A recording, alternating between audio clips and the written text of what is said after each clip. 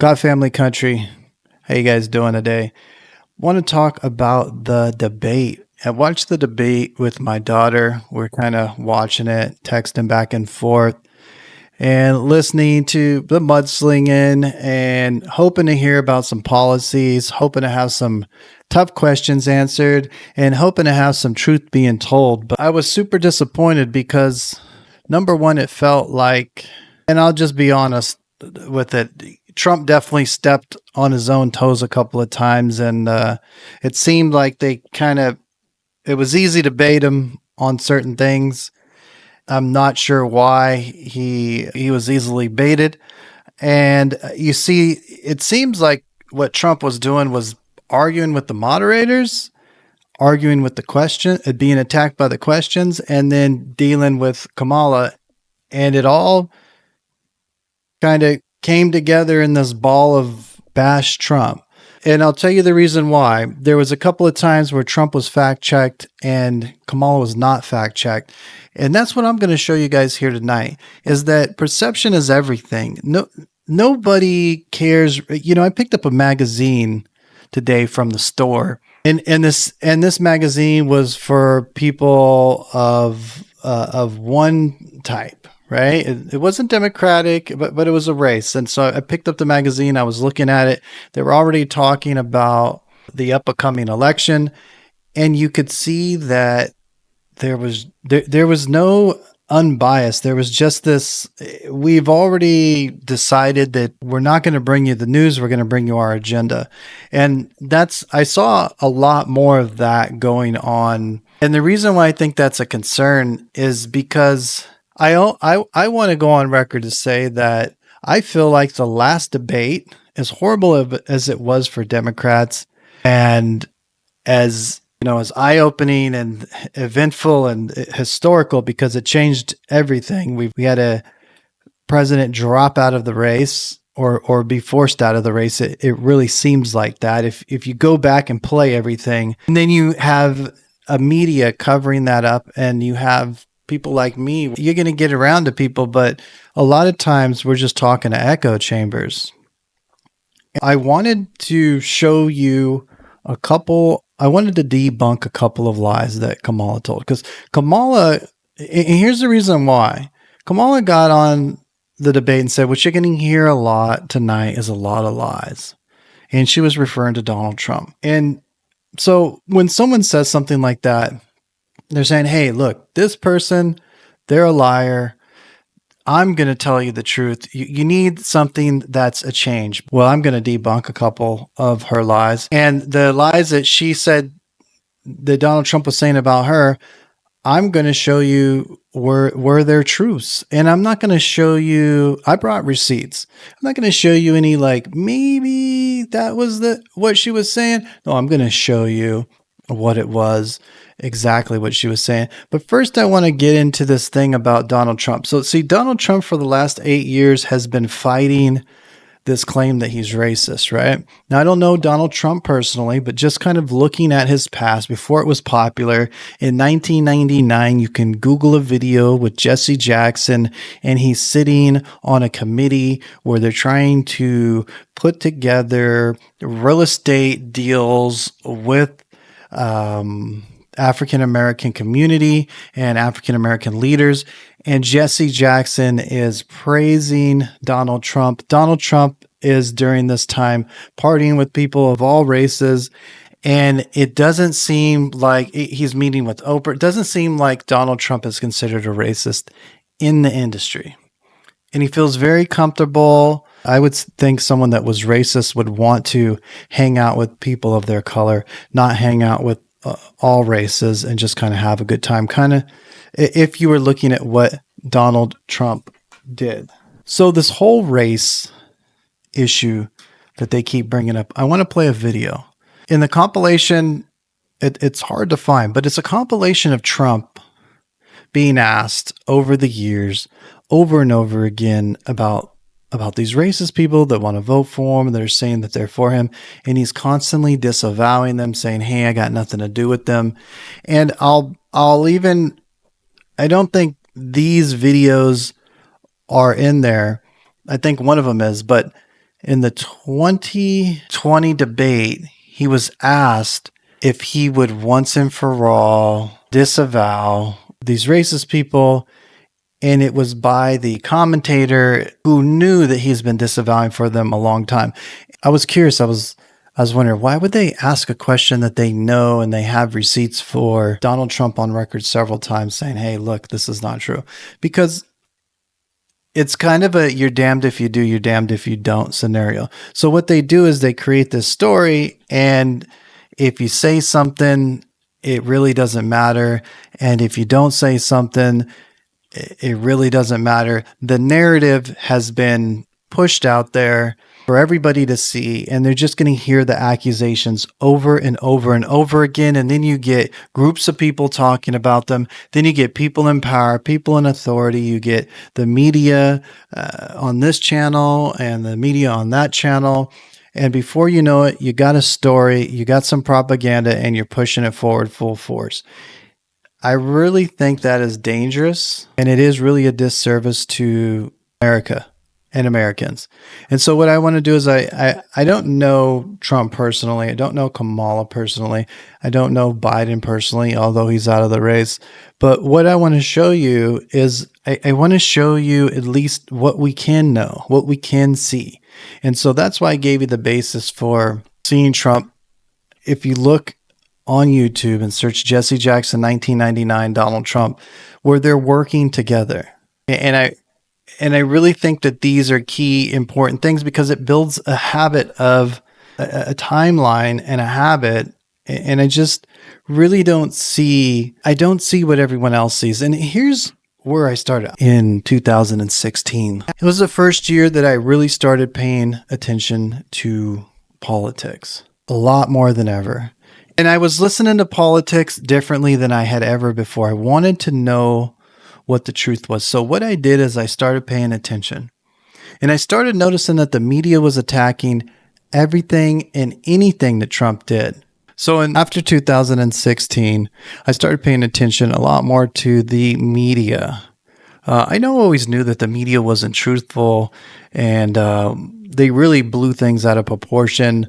And I found that out when I had done a study about the media going all the way back to the 1800s. And you could see that there was this exploitation of events and facts even back then. So we could tell that people wanted to be entertained, and media and news was to, be entertaining, to create fear, uncertainty, doubt, to spread propaganda, to give information as well, but to kind of navigate the way that you feel about the information from a position where everybody's pretending to give you just the facts, right? So as I'm going down this deep dive, I see that everybody hates Trump in the news. And me just being super untrustworthy of the news, I said, I gotta find out what's up with this guy. And I knew Trump had did The Apprentice, maybe watched a couple of episodes, but at that time in my life, that's not what I was watching. Not really sure if I was watching even a lot of TV. I was working a lot. And that wasn't what I was watching. So I started hearing things that they would say about Trump, and then I would go and research. And it'd be like, oh, that wasn't true. He actually said it like this. And this was before we had X, formerly known as Twitter, where you have people that are just, you can see these videos in their full edits. And what I noticed time and time again was they would cancel, or they would accuse with the edit, with the right type of edit. So they would take your words out of context. They would take words out of Trump's mouth out of context, and they would spin a narrative, and they would play the tape almost as if like, hey, I brought a receipt. And what I noticed was or they would give you, in addition, like part of the story, like, well, Trump attacked this person, not showing like the back and forth and how it got to where it got. And so I became intrigued why the media, who once loved this guy, suddenly had it out for him. everybody had it out for him. He was now racist. He's hanging out with Mike Tyson, partying with him, doing work with Jesse Jackson, meeting with Oprah. And now all of a sudden he's this racist guy. And as the time progressed, I decided, I said, something tells me that he's doing the right thing. And I started paying attention to him, seeing that, yeah, he wasn't the most eloquent speaker, and he definitely wasn't going to make you feel warm and fuzzy. But what I was seeing was he was getting the job done. And I liked that. And within that, he had my support as far as putting policy into play. And I watched people call him a racist for wanting to be tough on the border. And then I saw this culture arise where they would make a statement about it, and if you didn't agree with them totally, you were now going to become this bigot. You were going to join the ranks of Trump, and either it's like you agree with me in everything that I want to bring with my agenda. If you don't agree with me, then you are a bigot, you're this, you're that.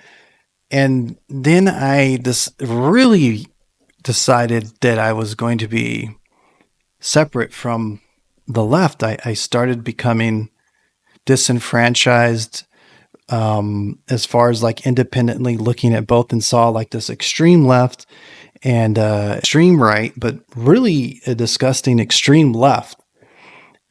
And it just got worse and worse and worse. And I saw them attacking Trump. And I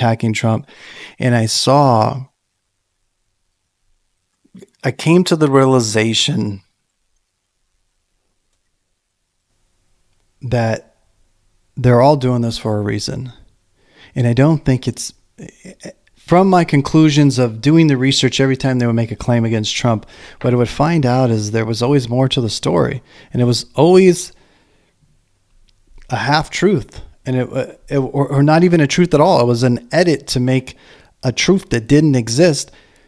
And I came to the point where I just didn't trust the media even more than I formerly didn't trust them. And I decided that I no longer trusted the left, where we couldn't even have a conversation about what was right and what was wrong. Like, something as clear as, hey, we need, us as the most hated country in the world, the country that has a lot of enemies, has been attacked, had terrorist attacks on its own soil, needs to have a strong border, and needs to stop people coming. And that was considered bigotry. Knowing that these people that are coming over there and bringing their children along, there was a certain percentage of them that were going to be a part of sexual assault. And like it or not, at the end of the day, they were going to take somebody's place that was waiting in line and maybe suffering the same exact things. In some cases, we're suffering the same exact things, but for some reason, it didn't matter, and they were allowed to just cut and take that person's place in line. And as much as I understood why people would flee that area, I know that just taking whoever in and allowing them to get ahead of people who were waiting in line and then not fixing the problem was going to create a circular problem that was going to go on and on again. So I knew that these ideas that they were talking about, they just weren't sustainable. And they just didn't make sense. I knew that we had a problem, and Trump was talking about them, and he was saying, hey, not only are there people that are looking for work or seeking asylum crossing this border, but there's also people that are criminals. And they're coming from all countries, because they're coming to just like in computers, when a hacker is going to find that weak point and they're going to expose them and they're going to breach. And then before you know it, now your computer's not working. This isn't working, just like malware. That's the same thing if someone's going to try to break into a country. And nowhere else could you break into a country and then throw a fit about it, except in the United States of America. I don't think you could get away with this in Canada or any other country as much as we could back then. And so there came this polarization that you just had to unequivocally and without protest believe everything they had to say. And just I couldn't buy that because I knew we were in a messy middle situation. And I had decided at that point that I was gonna back Trump. I heard no talks of any Christianity, and I didn't agree with everything he said, and I didn't agree with every way that he said stuff. I definitely wasn't drinking the Kool-Aid, but I definitely knew that we needed something better than what was being offered by the other side. The other side's smart. They had the media. They went in for the attack. They came together and it happened. And it was weird how it happened because it looked like it wasn't going to happen. It looked like Trump was going to win the election, and then he didn't. But that's not what I'm here to debate, who won the election, what happened, this or that. What I'm here to talk about is here we are, since Trump was in office till Trump wasn't in office, for 8 years, it's just been Trump, Trump, Trump, Trump. And when Trump was, and it was all negative, and people were tired of hearing it. I definitely was tired of hearing it. I didn't want to hear another thing about Trump, another negative thing about Trump. And I think that was the point. They were like, if we can just Trump, negative, people, even if they don't believe this, they just won't want to hear it anymore. They just kind of want the guy to go away. And then Trump hijacked the news cycle by almost dying. Up to this point in the media, you've heard horrible things about Trump, and you've heard people say that he must be stopped. He's a threat to democracy. And that type of toxic talk, in my opinion, created the perfect environment for an assassin who couldn't decipher what they were saying between, truth and not truth. Your opponent, an existential threat. On a call a week ago, you said it's time to put Trump in the bullseye. There's some dispute about the context, but I think you appreciate I didn't say crosshairs. I was talking about focus on. Look, the truth of the matter was, what I guess I was talking about at the time was, there's very little focus on Trump's agenda. Yeah, the term is bullseye. It was a mistake to use the word. I didn't say crosshairs. I meant bullseye. I meant focus on him. Focus on what he's doing. In the face. When was the last time an actor assassinated a president? They're still going to have to go out and put a bullet in Donald Trump, and that's a fact. Look, as his character is stabbed to death. Where is John Wilkes Booth when you need him? This way. That's it right there. Pull it up. I have thought an awful lot about blowing up the White House. A Missouri state senator is under investigation by the Secret Service after saying she hopes President Trump is assassinated. I will go and take Trump out tonight. He told his donors it's time to put Trump in a bullseye. This is what Biden said at a rally in Michigan last week. Donald Trump is a convicted criminal.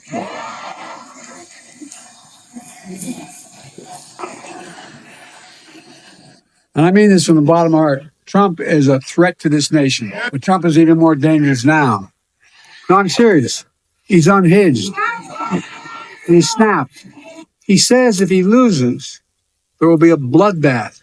Trump said if he wins, he'll be a dictator on day one. He means it, folks. We're not going to let that happen. Over my dead body will happen. America needs to wake up and realize that Trump and his mega republic is what they're trying to do. We're going to join them, we're going to engage them, and we're going to stop them. He is not only unfit, he is destructive to our democracy, and he has to be eliminated. How dare he say the things he does? Of course I want to punch him in the face. Right. Yes. I have thought an awful lot about blowing up the White House. And with this kind of inspiration, I will go and take Trump out tonight. And the donor class can't just sit back on the sidelines and say, oh, well, don't worry, this will all work itself out. They're still going to have to go out and put a bullet in Donald Trump. And that's a fact.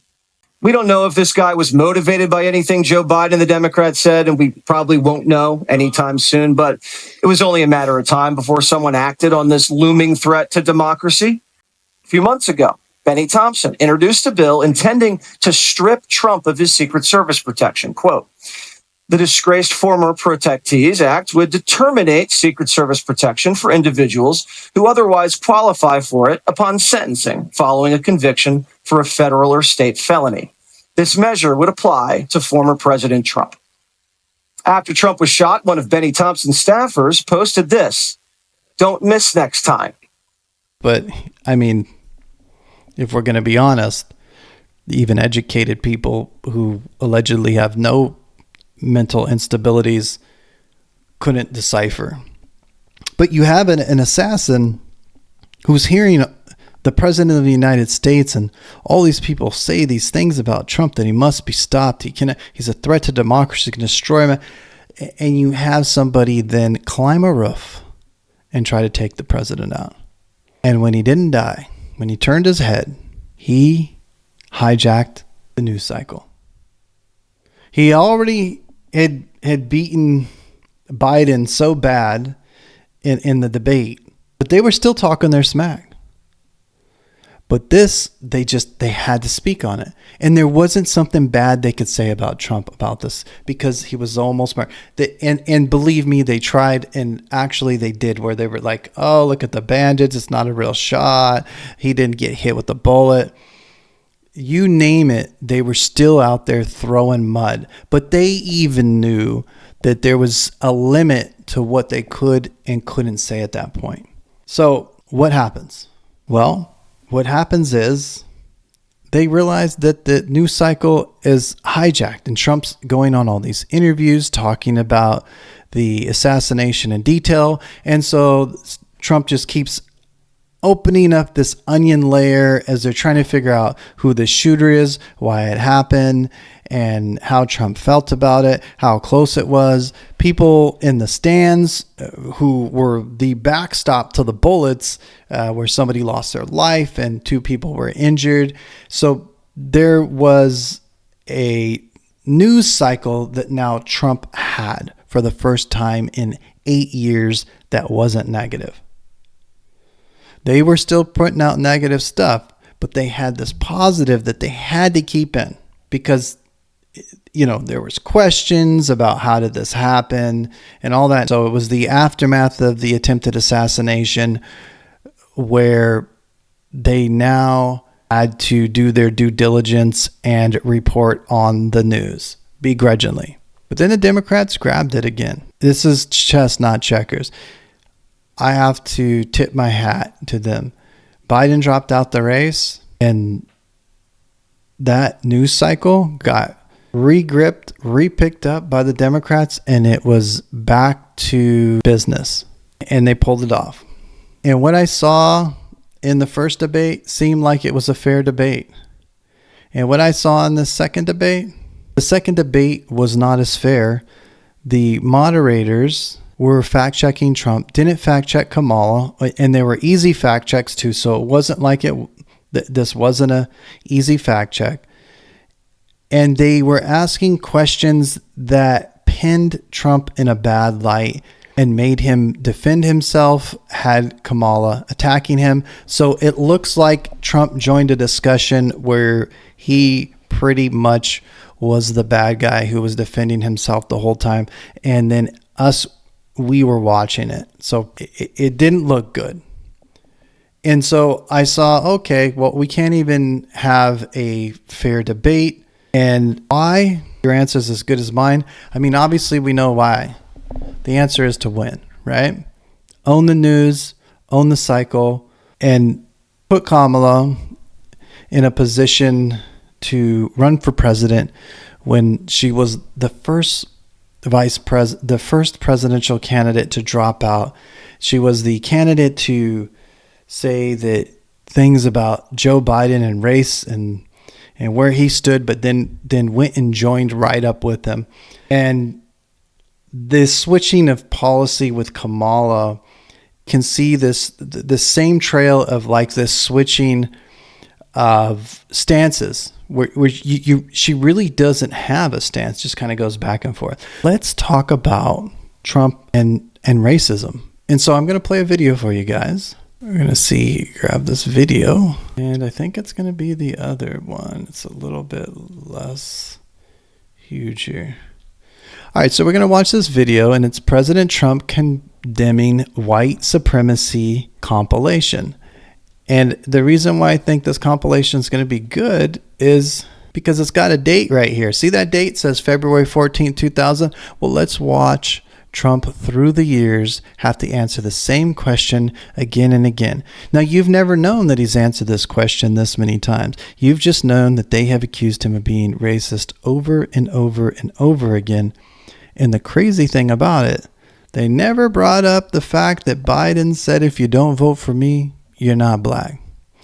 They never brought up the fact that Biden called at a eulogy of somebody in government, called a man who was a former KKK member a mentor.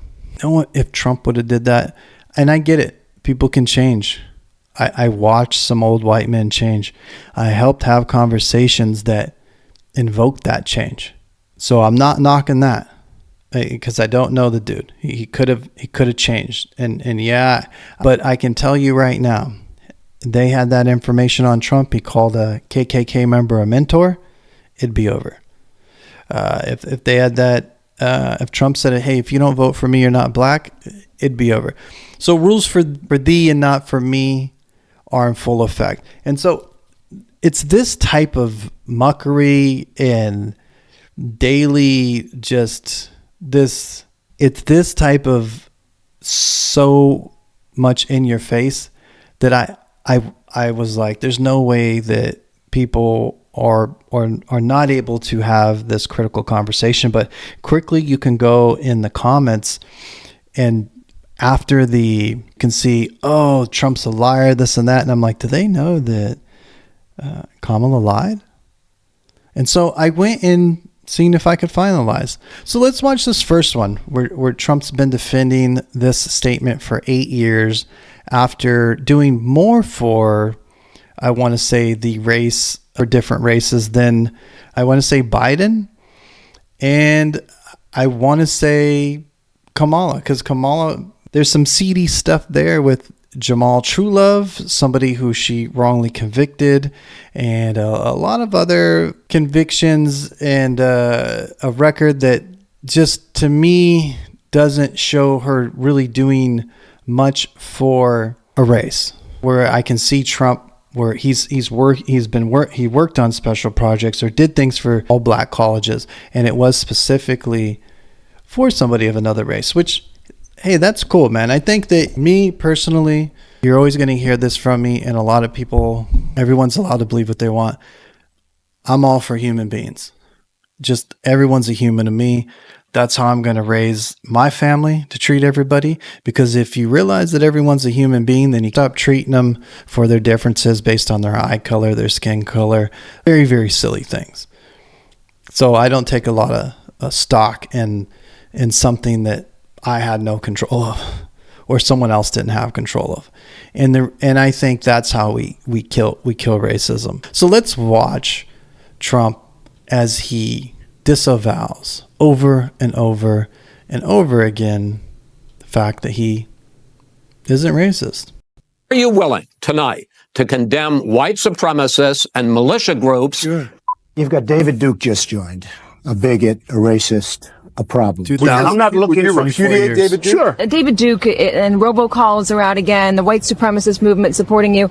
Do you have any words for that? Well, I disavow. David Duke endorsed me. 16 years later. I disavow, okay? When we looked at it and looked at the question, I disavowed David Duke. So I disavowed David Duke all weekend long on Facebook, on Twitter, and obviously it's never enough. Trump's refusal to condemn, distance himself from white. So listen to this guy. This guy's listened. He obviously has people feeding him the news. He knows what's right or wrong, but he's still choosing to say whatever he wants. White supremacists. The Anti-Defamation League is already out there asking the president to clarify why he didn't condemn white supremacists. So are you? So here we are. You're looking at these dates. Do you see the dates? So this is the ridiculousness. This is the ridiculousness. He's already, it's already enough. They could have pulled up his record with Jesse Jackson, with the work he's did with Mike Tyson, the work he's did with Black Hawk. They chose to do none of that. You're prepared right now to make a clear and unequivocal statement renouncing the support of all white supremacists? Of course I am. Of course I am. When Chris joined, we had a news conference and they asked me the exact same question. I said, I disavow. I disavowed then. I disavowed today on ABC with George Stephanopoulos. I disavowed again. David Duke is a bad person who I disavowed on numerous occasions over the years. I'm willing to do anything. I want to see peace. Then do it, sir. Say it. Do it. Say it. I totally disavow the Ku Klux Klan. I totally disavow David Duke. Ultimately, he got to the Ku Klux Klan, which obviously I'm going to disavow. I reject it. So he's saying like, yeah, of course, racist people. I'm not for that. I mean, who would be for that? So what we're watching here is a video of Trump condemning white supremacy. This racist guy. But what you've never heard is, you never heard Biden say, hey, I shouldn't have said, well, I think he did clean that up later, but you never heard Biden say, hey, I shouldn't have called the guy who was a KKK member, a former KKK member, a mentor, or the reason why I did is he never had to defend himself. But here's Trump having to defend himself just because somebody else said something. David Duke, rejected David Duke. I've rejected the KKK, the Ku Klux Klan. David Duke is saying to his supporters and followers, vote for Donald Trump. White supremacists are saying, vote. Do you want those votes? No, I don't want them, and I don't want him to say it. And you want the supporters? No, I don't want anything. What do you think of white supremacists, by the way? I don't like any group of hate. David Duke. I don't like any group of hate, quote, Donald Trump. Announced his Senate candidacy, claiming your agenda. Are you ready before you ask the question? Newt Gingrich said every Republican should repudiate this guy, no matter what it takes. And I do. Rebuke. Is that okay? Rebuke. Rebuke. Done. Just to clear it up this morning, can you, naming it, make a declarative statement that you denounce, that the president denounces it? Racism is evil, and those who cause violence in its name are criminals and thugs, including the KKK, neo-Nazis, white supremacists. Wait, what do you call racist people? White supremacists, neo-Nazis, including the criminals and thugs, cause violence in it, and those who cause violence in its name are, and those who cause racism is evil. Racism is evil. Now that the president denounces it. Racism is evil, and those who cause violence in its name are criminals and thugs, including the KKK, neo-Nazis, white supremacists. Do you want white supremacists to vote for you? No, I don't at all. Not at all. His campaign is denouncing a show of support from the KKK's official newspaper, as in the Ku Klux Klan. In the same New York Times interview, he denounced white supremacists. He denounced the neo-Nazis who support him. President Donald Trump signed a congressional joint resolution that condemns white supremacy, neo-Nazis, and other hate groups. When he was asked to condemn white supremacists, he didn't. And you had people, and I'm not talking about the neo-Nazis and the white nationalists, because they should be condemned totally. When specifically asked if he would. You'll see that video later. That video actually was brought up, and Kamala brought up the edited form of the Tiki torches. I believe we have that one on there where we show that it's already been debunked, but it doesn't matter because saying it, for some reason, saying it, even if it's not true, has this impact that negatively impacts the presidential race. And that's what's dangerous is it's not that if you get it wrong, but they know. Like look at this video. We're almost 2 minutes and 50 seconds in, and we have all this disavows and so it doesn't matter sometimes how many times you say something or how passionately you say you're not for them, or for how many years, because we got a video from like 2000 where Trump is like, yeah, forget racist people. Would denounce white supremacists, that the president dodged it. I spoke out forcefully against hatred, bigotry, and violence. and strongly condemned the neo-Nazis, the white supremacists, and the KKK. Well, I have to say that it's disappointing that a sitting U.S. president can't outright condemn white supremacy. In one, You can't. Does this person have a name?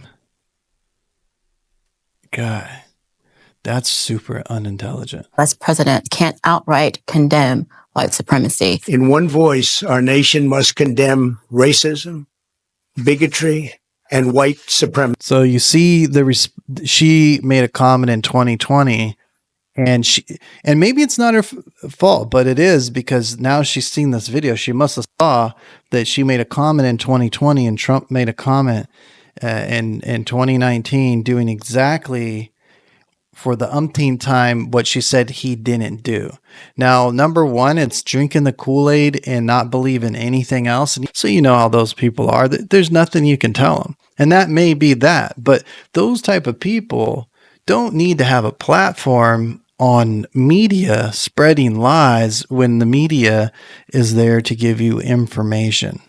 And there's supposed to be some sort of ethical reporting that clearly not going on. You can see that the ethics is out the window at this point. The President of the United States, in the year of our Lord 2020, refuses to condemn white supremacists. Any Do you hear it?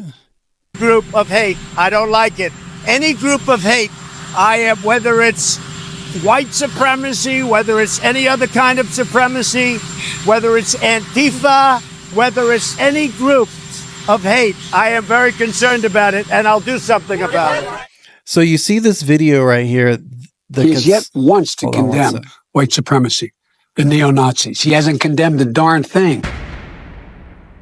There you go. And here's the issue with this. The issue with this compilation is it's got 461,000 views and it's 3 years old. It, like this video that I'm creating, reacting to it, they'll both algorithmically not find you. Maybe I'll pay for the boost so you can see it.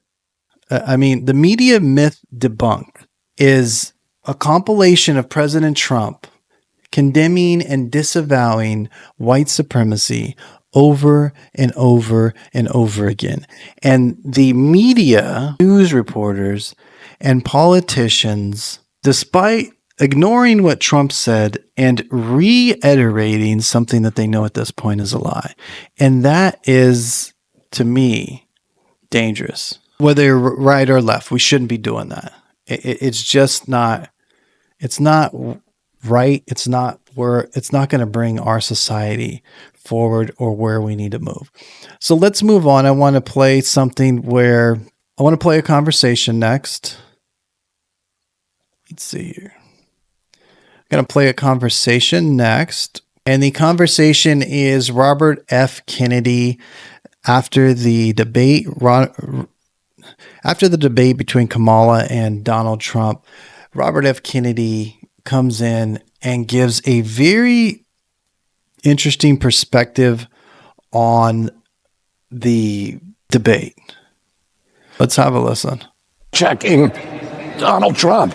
We had moderators who were clearly biased, who were constantly fact-checking Donald Trump.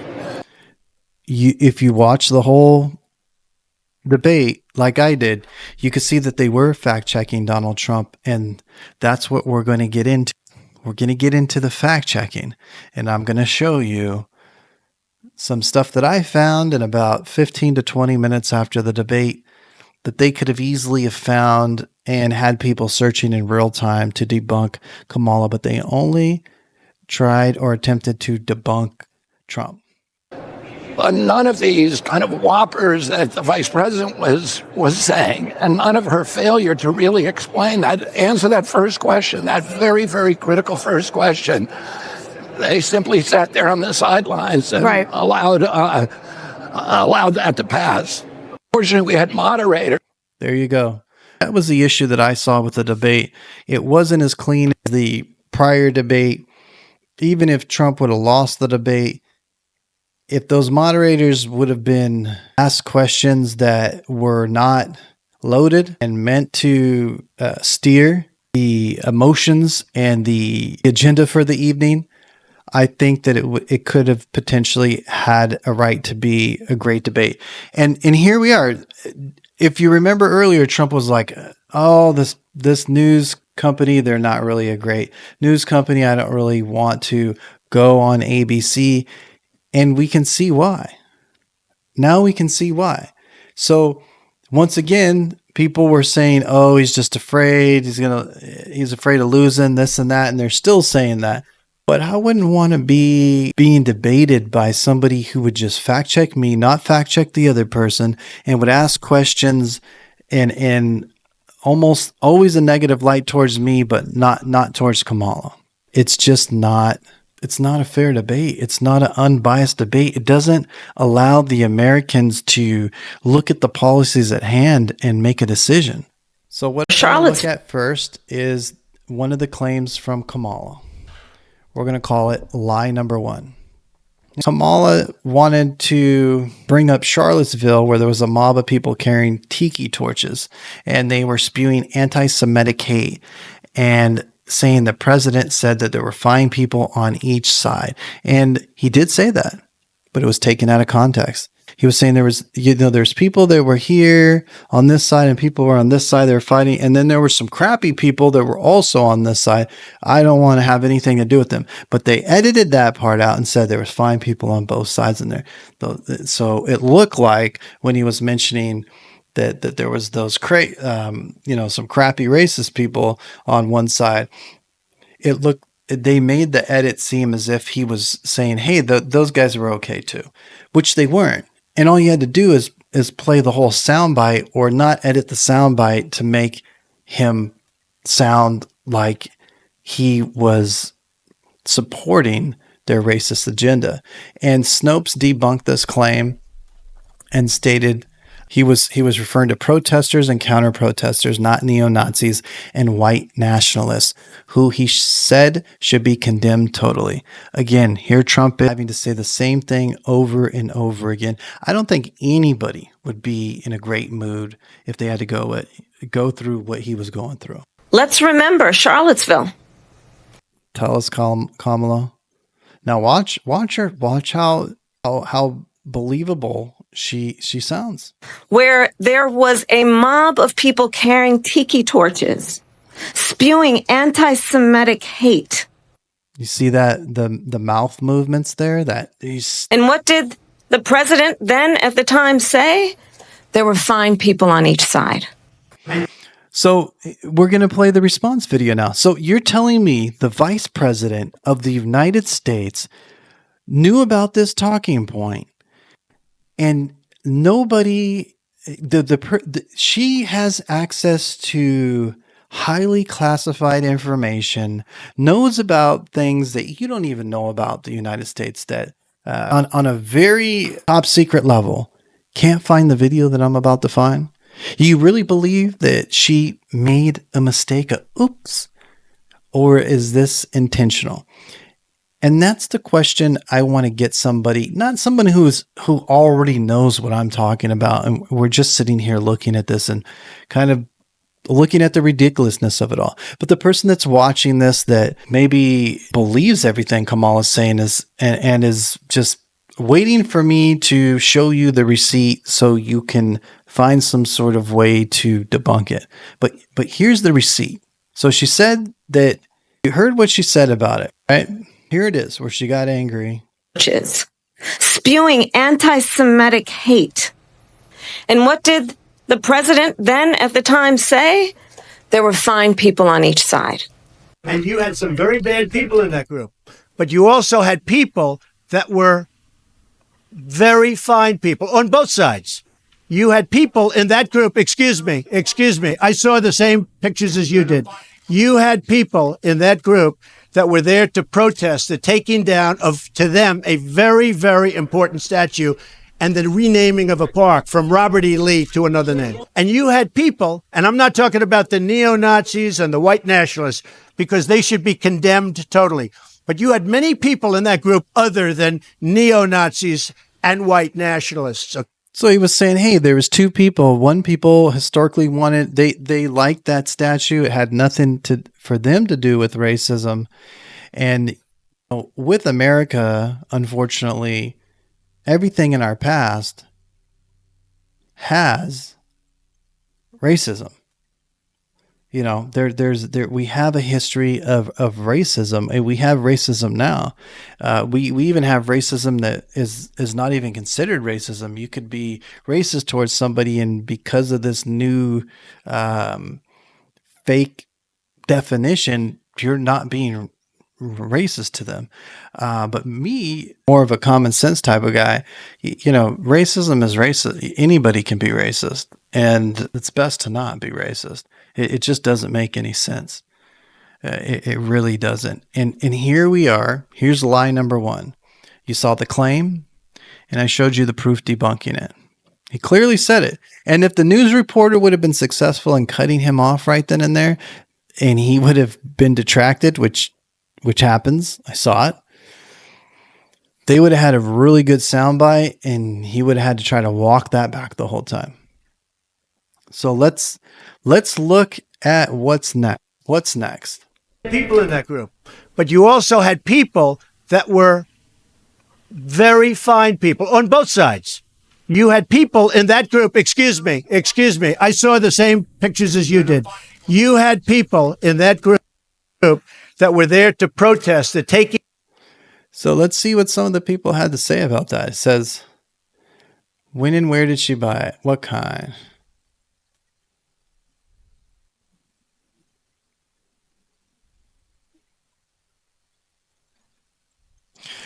One person said, the appropriate answer to this is you keep bringing up Charlottesville, something that even Snopes has rebunked, yet you refuse to discuss the anti-Semitism and hatred of Jews that have taken over universities, where university professors have led marches in direct support of Hamas and cheered the horrific murder of Jewish children. And I have seen videos on the song From the River to the Sea, which translation is the genocide of Jewish people. And I'm not for the genocide of any race, because that's racist and horrible. And so these are the issues that we're dealing with. This guy said, when she starts talking about the hoax and Tiki torches, her nostrils flare and her veins bulge. Did you see that? What'd you say? Did you see that display of emotion? And her voice gets more nasally. You'd think their handlers would fix those things. So it looks like it just seemed really, really fake. And it just made me think that she was really not a good choice. Look how emotional she's getting over something that's not true. And then saying tonight we're going to hear from a liar who's Donald Trump. So lie number 2 is this Project 2025. Trump can't get away from it. So pretty much Trump has the party of a lot of conservatives vote for Trump. And so some of these people that maybe were working with him in some aspects went and started and weren't working with him. So lie number 2 that was said during the debate with Kamala is in regards to Project 2025. And what she said is, you're going to hear tonight a detailed and dangerous plan called Project 2025 that former president intends on implementing, which is not true. You can do a quick search and find out what the president is going to vote on by just Googling Trump. You can see that he's talking about the same things on this agenda 47. But what you're hearing Kamala say at this point is that he's part of Project 2025. Now, I have not read Project 2025. I don't have the time, but I know that Trump's not associating himself with it. And he didn't author it. So let's hear what Kamala has to say. Well, here's lie number 2.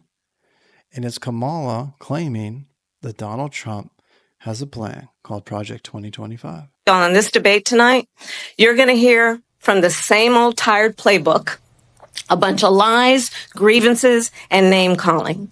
What you're going to hear tonight is a detailed and dangerous plan called Project 2025 that the former president intends on implementing if he were elected to on this debate tonight. You're going to hear from the same old tired playbook, a bunch of lies, grievances, and name calling. Imagine that, because she lied. We just reviewed one of them. What you're going to hear tonight is a detailed and dangerous plan called Project 2025. So this has been debunked, but what's happening is Democrats are running with it. They're not concerned that if you believe it or not, just like we showed you 8 years or over a 24-year span of Trump denying and disavowing and separating himself from racist people. It doesn't really matter because you don't hear that. You don't even see the amount of views or the how little the views get of Trump disavowing that racism. You think that would be something that would be huge, but it's just not. It's not huge, and it's not something that's out there. The algorithms for some reason aren't feeding it when you would think they would, because here we have these accusations and we have this Project 2025 accusation. So Trump has something to say about Project 2025. He sure does. And here is Trump disavowing Project 2025 is extreme and orchestrated by severe right at the Michigan rally. He is quoting saying, I don't know anything about it, and I don't want to know anything about it. It's going around trying to make me sound extreme, like I'm an extremist. I'm not. I'm a person with great common sense. I'm not an extremist at all. Like some on the right, severe right, came up with this Project 25, and I don't even know. I mean, some of them I know who they are, but they're very, very conservative, just like you have. They're sort of the opposite of the radical left, okay? You have the radical. So he's explaining like who these people are. Like the radical left is ridiculous. He said, we got some ridiculous people on our side. And he's like, look, these guys, I have nothing to do with them. Left, and you have the radical right. And they come up with this, I don't know what the hell it is. It's Project 25. He's involved in Project, and then they read some of the things, and they are extreme. I mean, they're seriously extreme. But I don't know anything about it. I don't want to know anything. So he even said that some of these things are extreme. And if you know how Trump talks, he's saying like, yeah, some of this stuff is just out there. It's bonkers. Anything about it. But what they do is misinformation and disinformation. And So there you have it. One thing is, what they're saying is at least he is disavowing some of the crazy parts of the right, where you have the left that does not do that at all. They actually just absorb them and fight for their cause. So that is interesting. There's lie number 2 of the evening by Kamala, and there is him saying, hey, I don't got anything to do with this. And I believe I can show you guys real quick. Project 2025. Here is the former director of Project 2025, Paul Dan, says, breaking news, Trump has nothing to do with Project 2025. Let's see if he really said that. The breaking news is Trump has nothing to do with Project 2025. Sure, a lot of us have worked in the admin and came together, but this started long before he even announced for president. So there you go. You got the former director of Project 2025 saying Trump's not involved in what they got going on. Trump's like, look, these guys they're extreme. There's things in there that are crazy. And they're kind of like the alt-right, just like they have the alt-left. And you don't get that unbiased reporting where it's like, what do you guys think? It's just, hey, no, he's doing this. He's part of Project 2025. And you have somebody, again, who is the vice president of the United States, right next to the president of the United States, who would become the president of the United States in the event of in an event that she needed to for whatever qualifying reason, and you have that person just lying and calling the other person a liar. It's crazy to argue with somebody like that.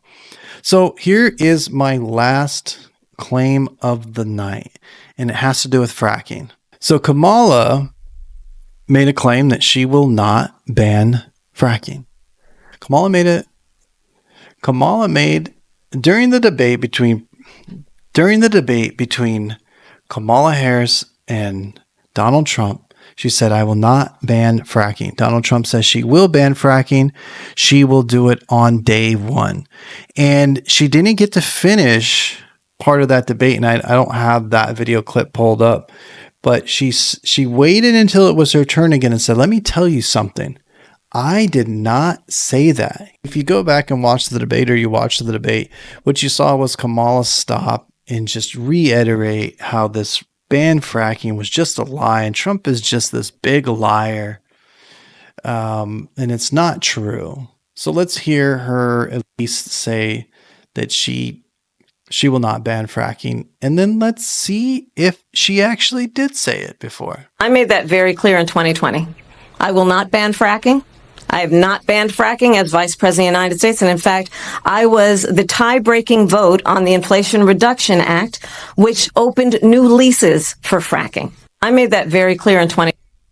Okay, let's watch some video. There's no question I'm in favor of banning fracking. So, yeah,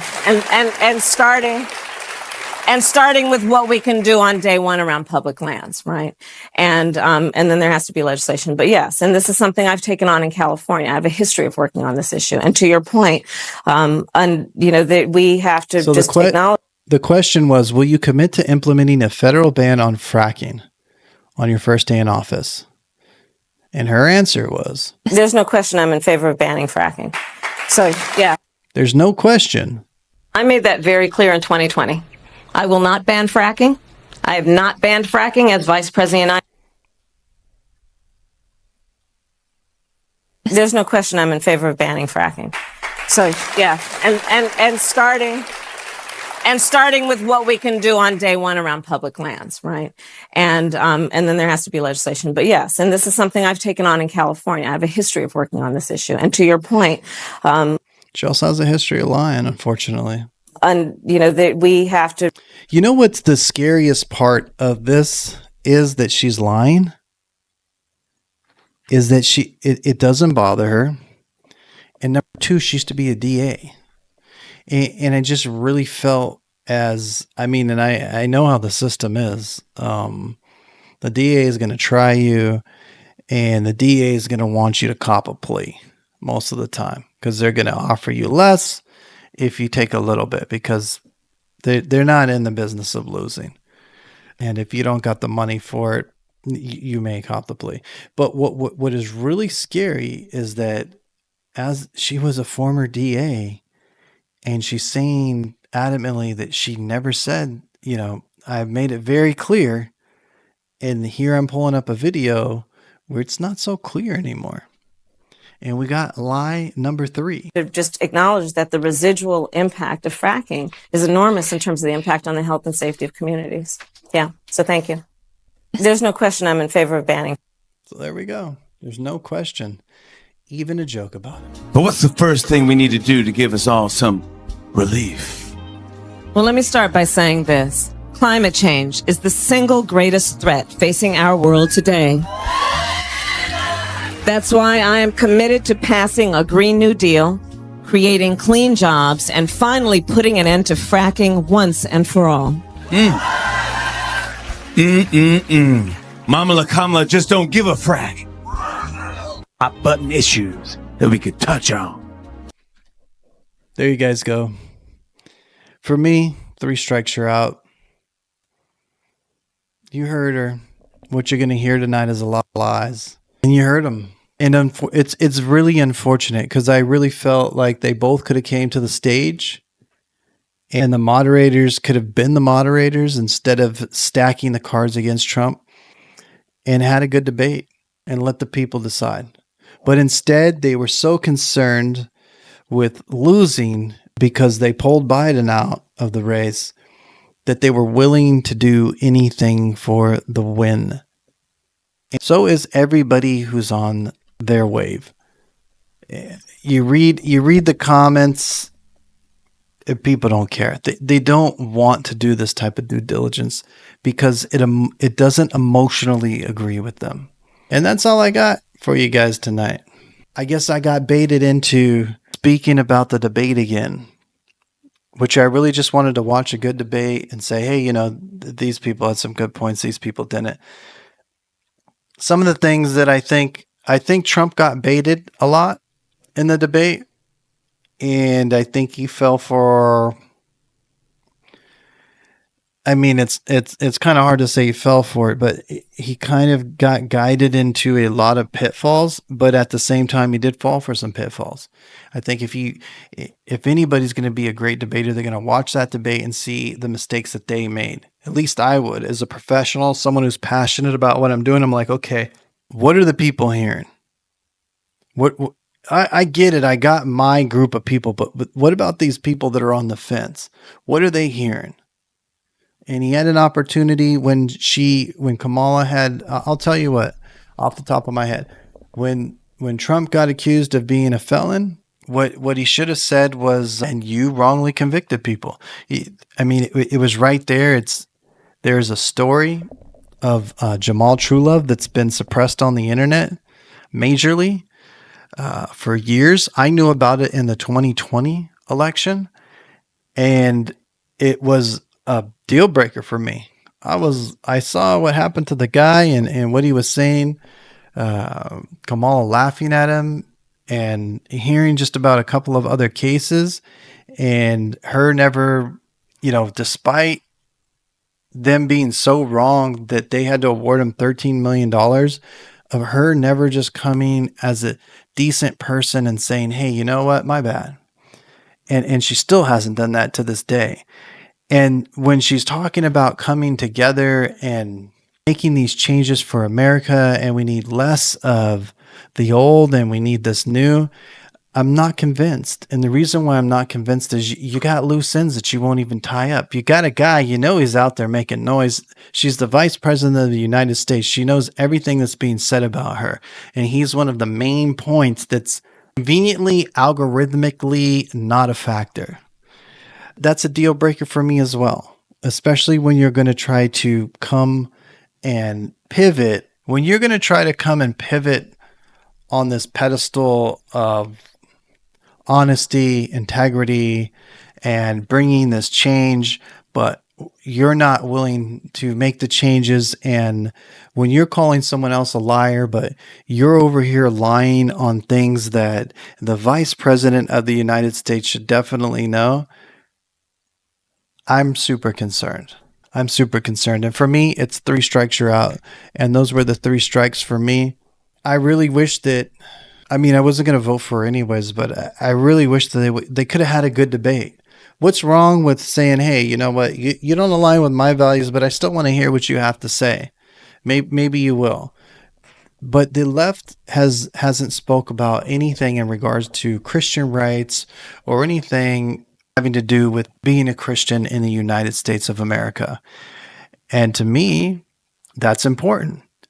Allegedly, that's 60% of the population. So if you won't pander to us, but you will pander to populations that are extremely less, I feel that is a huge problem. That means that you're being treated as a non-factor if you're not being mentioned.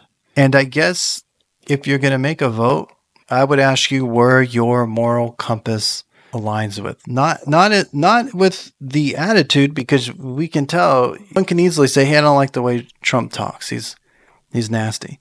And then I can say, well, I don't like the way Kamala talks because she lies. She blows up something that's not even true, which makes her sound crazy because she was a DA and she was supposed to be the spearheader of truth.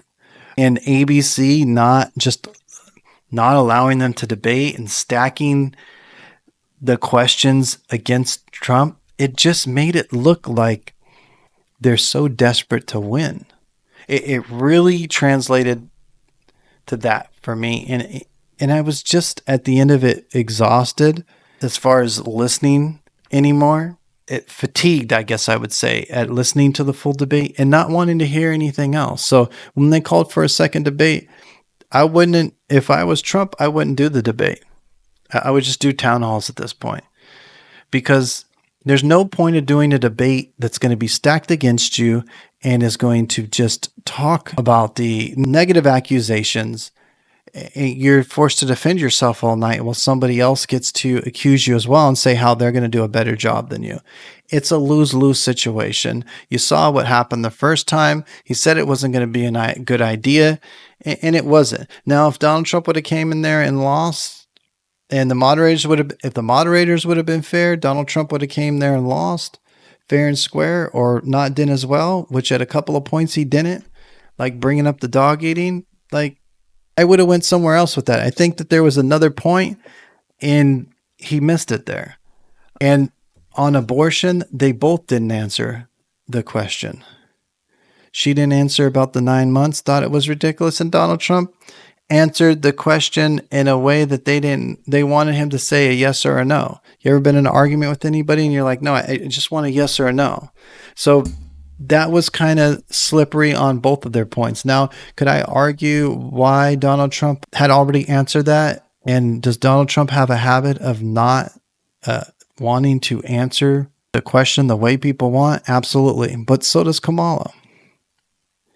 And so they both didn't answer that. And that was a huge issue for everybody, where she was saying Donald Trump, she brought up that Donald Trump wouldn't, if you were a victim of incest, you wouldn't be able to get an abortion. Donald Trump's like, I believe in the exceptions. And that's a hot topic for Christians as well, and a hot topic for women. And it's a moral decision that a woman has to make. And yeah, I mean, if you're raped, if you're a victim of incest, or it's going to kill you, there are certain decisions that a woman has a right to make, and that's going to be between her and God. I'm not even going to comment if somebody, if I was a woman and somebody raped me and somebody tried to guilt trip me into having to have this baby for whatever reason, and then showing me like these success stories. And I think that no matter what Donald Trump answered in regards to abortion, I don't think it was going to help him, because he's a man, right? So there's this automatic cringe factor you get with that. So that's my take on the debate. A very slighted debate, a very intentful debate that almost seemed like everybody had one plan and one plan only, and that was to attack Trump. So that's why the fatigue set in before it ended, a little bit over halfway through. And I just realized, because I gave him the benefit of the doubt, and I was like, all right, if they check Kamala a little bit on some of her stuff, because when I heard the Tiki tour, I have already seen that debunked for years now. I don't think I would have been cool with the Project 2025 either, in retrospect. And the fracking, you're on video and you doubled down. No one's telling you don't.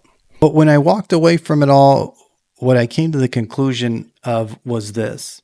Nobody who was voting for the person they were voting for walked away feeling like they were going to vote for the other person, regardless if they knew the person was lying or not. I really truly believe that. And more so, I'm speaking on Kamala here, and people saying you know what? Did she say she was going to frack? And then you look that up. Oh, she lied about that. Is that Trump really with Project 2025? And you looked that up. Oh, he's not even with Project 2025. The Charlottesville, that's been disclaimed for so long. It just, to have bad information as a vice president of the United States, that much bad information is a huge concern for me, is a huge concern. And I just can't believe that somebody who was going to vote for her no matter what, maybe doesn't like Donald Trump, the way he talks, look at her line and saying, ooh, that's kind of I need to look more into, at least to say I need to look into this. I really feel like you have a duty to look into it. And that was one thing I was glad to go over with my daughter, is at least she was regardless of what she walked around and made the decision of, she saw how much of a mess it was. She saw how there's this due diligence that has to be done in what everybody says, and saw how the moderators just really were there to attack Trump. They made it super dramatic. It didn't need to be. And those are my thoughts about it. God, family, country, you guys stay blessed.